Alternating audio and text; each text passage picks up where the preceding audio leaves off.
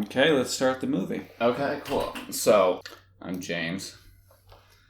I directed this movie. My name is Chris. I'm one of the producers. So, this opening here was done after the fact, yeah? Yeah, well, the shot with the eyes was added because, I don't know, I just felt like the opening with the tape was a little underwhelming. It's just like, what is it? I mean, it's nice that it's... the person, right? Exactly, yeah. I guess you first came to me with the idea how many years ago? I don't know. It was 3 like years ago? Well, we shot in September of 2013, so I think it was like earlier that year, essentially. And it was an idea that I don't know. I think it had been gestating for basically since the end of high school, but I had this new idea, or had come up with this new idea in the semi-recent past at that point, of rotoscoping it that revived my interest in it, and I also just got rid of a bunch of extraneous bullshit in terms of the logistics of the story.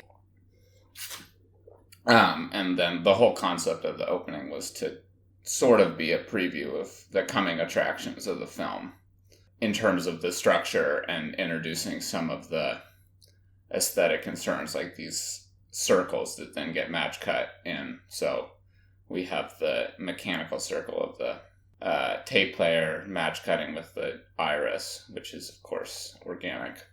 And then the other thing that would come up later in the movie was this long zoom through the TV. Sort of foreshadows, I guess, the long zoom at the end of the movie after the plug gets pulled out from their world. So you came to me, I don't know, we had done a few music videos that Larry set me up with you. And yeah, he hooked us up and we started making these music videos, and then you came up to me and were like, oh, I have this project with the people with the half heads. That was my, I didn't really know how to talk about it, except that I was like, well, they're half heads, they have plugs on the top of their heads. And yeah, I don't know if you had your elevator pitch down, but you definitely whatever. I think. Well, I think you proved yourself with the music videos. Well, and also I think that I can't really talk, so I just bring a bunch of pictures and then say, hey, do you want to see a movie with this picture in it, with this picture? Right. And then we'll kind of weave together the different pictures into a film. That's like your gauge, right? Like, well, does the movie have people with half heads? Right. Well, it has to have something that's surreal and like a memorable alternate reality for me to be interested in it, I think. And especially, I think, relating to transformations of the body. I mean, this movie, I think, owes itself a little bit to Videodrome and that kind of body horror. I think it's more body surrealism in this movie, but certainly the idea of technological transformation, I think, was something I definitely got from those Cronenberg type movies. Right. And then I feel like with this, you had said to me once before that it was the coming out of the ceiling and all of the liquid moving up is like, be patient, it's coming. The sort of spectacle that is going to happen towards the end of the movie. Or, I mean, probably more towards the middle. And I feel like this scene here is we have to show the ordinary world before. One of the things that you and Larry both pushed in the cutting of the thing was to say, well, we have to have a little bit of the ordinary world, but ultimately it's not so interesting as to really need 3 minutes. And I think I feel like I wanted you to even cut more than you did. Yeah. I mean, I agreed eventually just because, none of the it's not, if it was really the ordinary world, then it would be one thing, but it's not really. There's still ciphers. It's not as if you're really getting inside the headspace of any of these characters. So it's not a real shift from realism to surrealism. It's more of a kind of a half shift from this is the base state of these weird mannequin people. Now, in a second, after we look at her eyes for a little bit, they're going to become half heads. Right. I love this shot with her eyes. They're about to poke out of her head. Pop out of the sockets, dude. Yeah. Dude, actually, you can see the old newscaster in the background. I never changed it to Brent because that shot was already rendered through the glass. And I was like, am I really going to re-render it with the new person? But you can see the guy has a beard. I think That's all fine. People are just wondering where you get this wine from. Well, dude, actually, I thought about doing it with ferrofluid, which is like that iron. All right. You know, like you take a magnet and you have this fluid that drips up. I don't know if that would have been the right vibe, though, because that looks like everything else. You know? Well, there's very limited stuff you can do with ferrofluid. Like, for instance, I was very attached to the idea of, like, in this shot coming up, you see the wine from above, right? And then there's these three different kind of columns of liquid that I think we were able to get, or I was able to get with CGI because I could model things more specifically. But in terms of if you'd ever done this practically, you just couldn't have that kind of control. You would have been stuck with, for better or for worse, the look of ferrofluid, which people would recognize and be like, oh, it looks like those things. Right. Right, and what's your thought about the, because it sort of starts out normal and then you're sort of slowly bringing these, the world slowly starts to break apart, right? The specific image of the stuff falling apart and chipping away, it relates to degradation, which is like this big theme in the movie, is that the tapes degrade, that the memories degrade, and that time destroys everything. So the idea of this liquid that seeps out of these apparently solid objects, to me, relates to that theme of the fear of falling apart, essentially.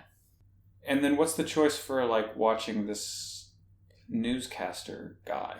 They used to be watching Pride and Prejudice because in my more didactic version of the meaning of the film, once you saw Keira Knightley or whoever it was, maybe it was going to be an old version of Pride and Prejudice, with their head cracked open, it would have been this like death of romanticism or some kind of cracking apart of some romantic ideal. But then I just wanted everything to be more generic. Like any specific reference to something that existed in the real world felt like it wasn't going to be able to stand in for any different reality. You know what I mean? Like, I feel like we got this IKEA furniture that could have been anybody's apartment. We like took the apartment apart and made it as generic as possible. We built this other set for the other part of the movie that was just literally a box, all to the purpose of making these settings be able to stand in for basically the platonic idea of a fucking date night. You know what I mean? Yes. And then we got our man with the movie camera right there. That's cool. Which was always had to sneak in that ref. And then this was the image that I feel like I basically pitched you when I started to talk about the movie. Right, and then there was this other one that I thought was pretty strong where the girl was being sucked into the room. Or right. There was like a hole in the room. Yeah, well, that comes at the end of the movie. Comes at the end, yeah, and it's a little bit having to do with both of them than just the girl. This was my old apartment. Yeah. No longer. Look at all that booze you got on top of your refrigerator. That's maybe not quite so generic. That's pretty specific. Yeah. And then, every apartment is not complete without tons of fucking pipes in the ceiling. Again, another low ref to, or whatever. This is, I love Brazil. And so the piping and the ducting was something that was very fun, but not trying to be karaoke cinema here. Right.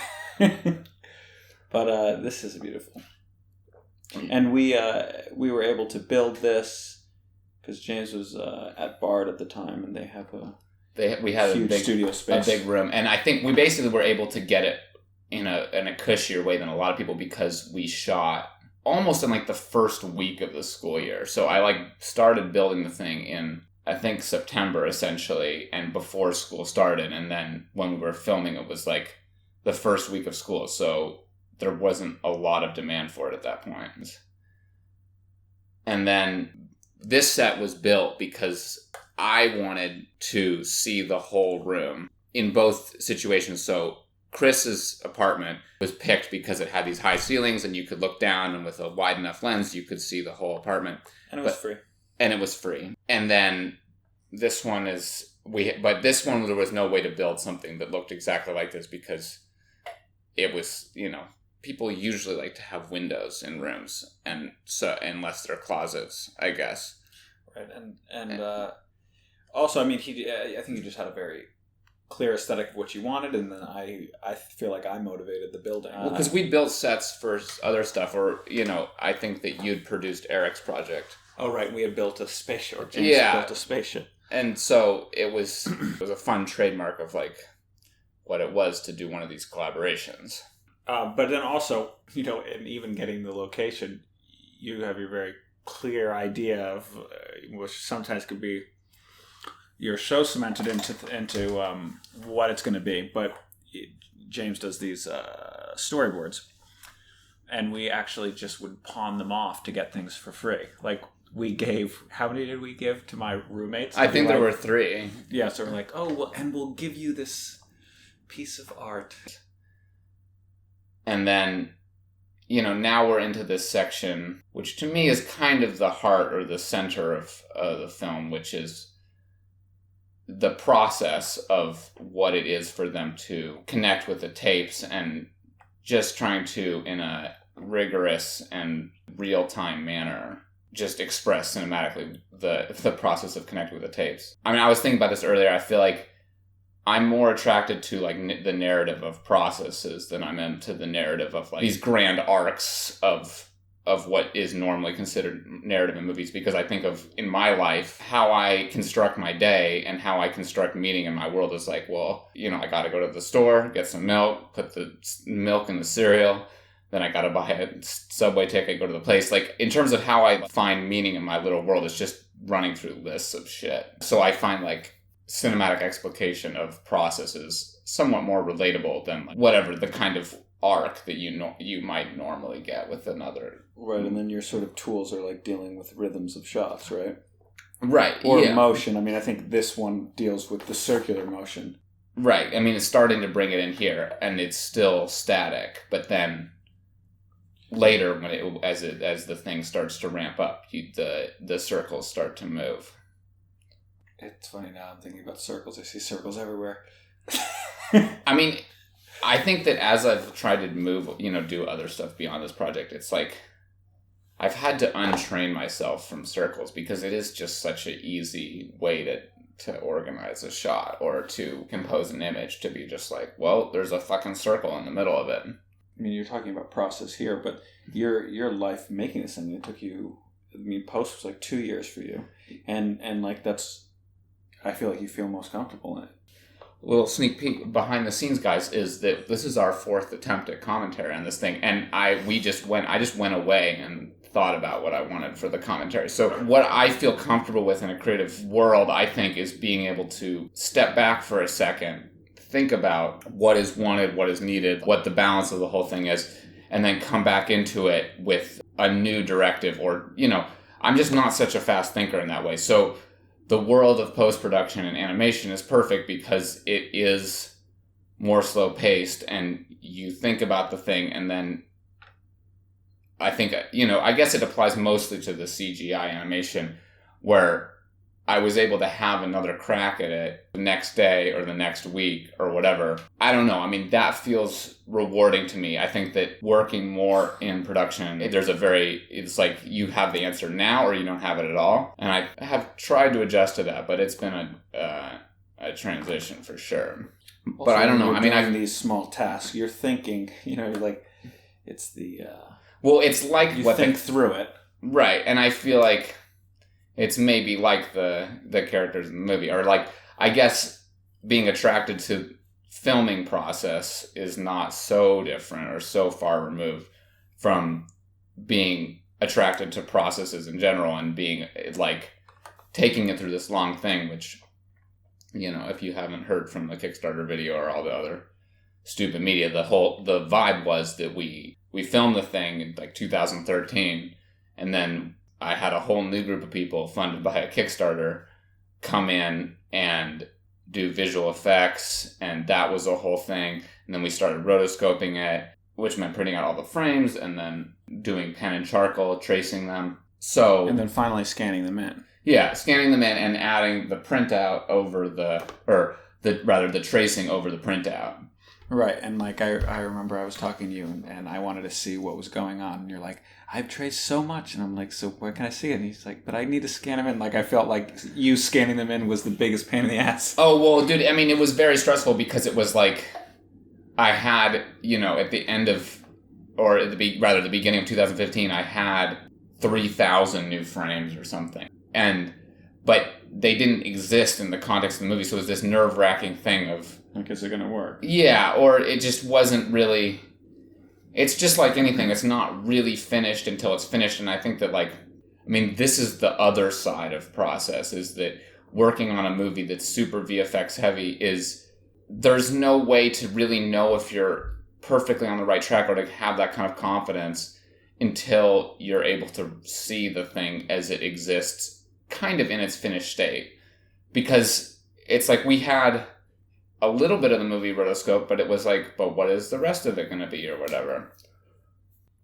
It's an open question to me how carefully you have to watch the thing to understand the system of the tapes, which is, you have to, the system is that they have one tape that's playing and one tape that's recording, and the tape that's playing is connected into their heads, and the tape that's recording is recording what's going on, and then they use the tape that's recording the next day as the tape that's playing. So it's this cycle.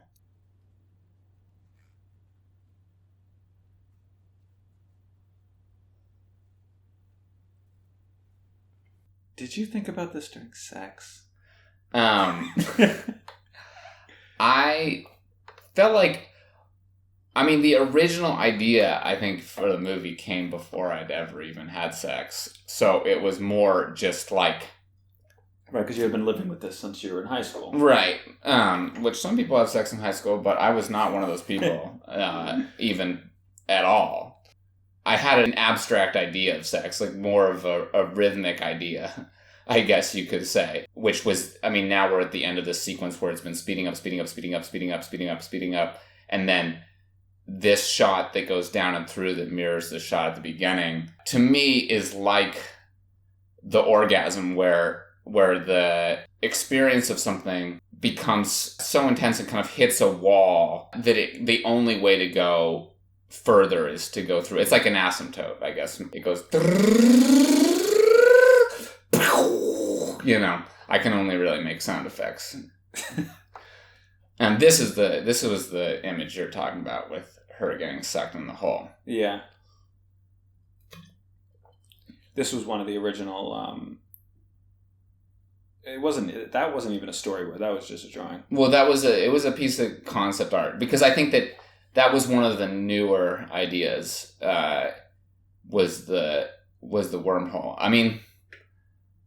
I don't know if it really shows in the movie, but this was like my goodie bag. Like, I took every visual idea that I had for 3 years, like spinning, cameras going through stuff, whatever, the melting liquid and crackling. It was like, I think of it as a movie that's kind of jam-packed with whatever bullshit I could throw in it, which I don't know if it really feels that way, but I had thought about it that way.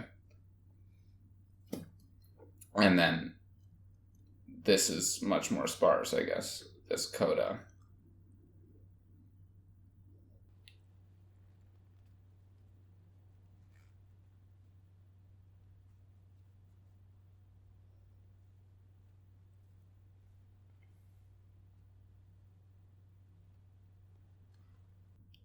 Some people think that his expression is hilarious. My dad told me he thinks his expression is somewhat funny. What, like he's like, sorry, like I didn't do good? Like he thinks that he lost? Well, that could be one interpretation. I feel like the how my dad said it was that he was like, well, that just happened. And then she's very dour. She's like, that was a pathetic attempt. She's like, December 12th was so much better. Right. Well, they got November 15th. They can try again.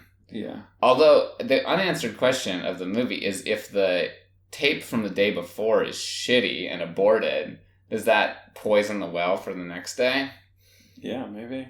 Dude, stay tuned. Past Inside the Present 2. There's got to be a more clever name for that. Yeah, well. We shall figure it out. Well, yeah, right. That's the working title, dude. So, I think the idea, because I wasn't sure how to end the movie for a really long time. I felt like it had to contain, like the end of the movie, kind of like I said that the first minute was like a preview of coming attractions. This last minute had to sort of sum up the theme of the film and get at the heart of it, which was like you could plug into the rituals of the past and extract some kind of meaningful experience by replaying those rituals and what it was to look at. She clearly didn't experience what she wanted to, though. Yeah, well, she's sad because you can't really get what you want out of trying to recreate the past. It won't work. Is the point. My mom's big thing about the movie was that in talking about it beforehand, I had always said that they made these tapes over and over again, and that they plugged into the tapes from the previous day, and that the ritual that they had established had referenced this time when the relationship was better and more successful or something. And in seeing the movie, she said, well, you don't really ever see that time. You don't ever experience the good part of the relationship, so that kind of piece is missing. And I feel like there's a few moments in it, very short ones, like the kiss, which was one of my favorites, is because it's like within this sterile sort of clinical space that you've created, there's like this sort of loving kiss for a split second, and then you're pulled out of it. Right. So I think you sort of see them in those moments. Yeah. That being one of them, and then the door that we were sort of making fun of. Right. Well, it's certainly more human than the rest of it. You know what I mean? Like there's something going between them that obviously you don't get when their heads are bisected. Yeah. And then of course the end. I mean, I feel that the end was really meant to show that longing that she had to, because it's about this is the zero tape, you know what I mean? Like the tape that's out of the series, out of the numerical series. So by showing that tape, you kind of, and then she has a look, I hope it's of longing. Well, that was my... Well, I think she's great at the end. I'm always sort of moved at that last frame. Well, that's good, because that's, I mean, you know, the last picture of the movie has to kind of somehow. So, let's hear from you, dude. What do you think of this movie? Well, I think I already said it before, but like I said, I remember just seeing it for the first time silent, and that moment that we're talking about where it's going, you know, the like climax, it had this sort of like thing that you know, it felt like this moving canvas that was happening.